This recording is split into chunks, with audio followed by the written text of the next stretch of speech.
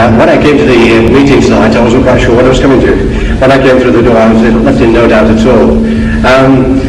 It was entitled Jesus and Muhammad, and thank you for putting Jesus first. I'm sure you'll accept that you did not put the case for Christianity as a Christian book, put it. I'm sure you would, and that I can understand in an audience of this kind of already persuaded towards the Muslim way of thinking. Indeed, I would say that I, as an individual, would respect the Quran.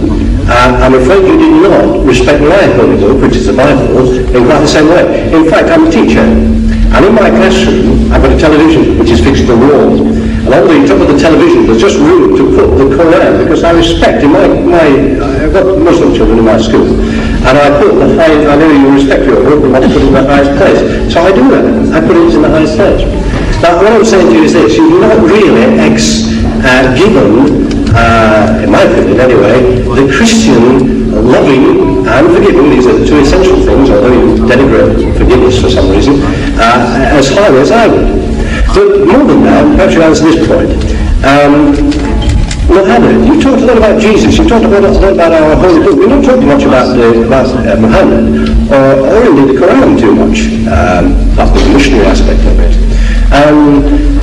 Could you tell me how you can believe, and indeed anybody in this room can believe, in one man who couldn't read, couldn't write, indeed could get his followers by bloodshed through war, how you can believe that that man was a follower of God, let alone a prophet of God, and to accept all his teachings as you do so glibly, and yet reject Christianity and the holy book of Christianity so easily as well?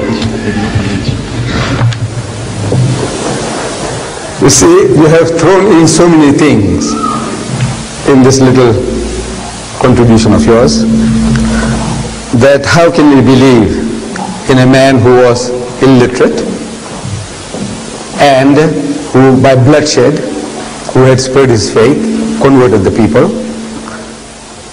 Now with regards to the man being unlearned, this is a fulfillment of the prophecy in your book, a fulfillment, the book of Isaiah, chapter 29, verse 12. It says there, and the book is given to him that is not learned. The book, please. The book is given to him that is not learned, saying read. And he says, I am not learned. Now, if you look for in the religious history of man, in the Bible, you will never find an occasion where any prophet of God, when given the message of God, he says, I am not learned. But if you read any biography of Muhammad, any written by Muslims or non-Muslims, they will tell you that the first revelation that was given to him in Ghar Hira, the Mount of Hira, when the angel of God comes to him and commands him in his mother tongue, he says, Iqra, read. And Muhammad says, Ma ana biqari'in. He said, I'm not learned. So the angel of God commands him a second time, Iqra, read. And again he says, Ma ana biqari'in. He said, I'm not learned.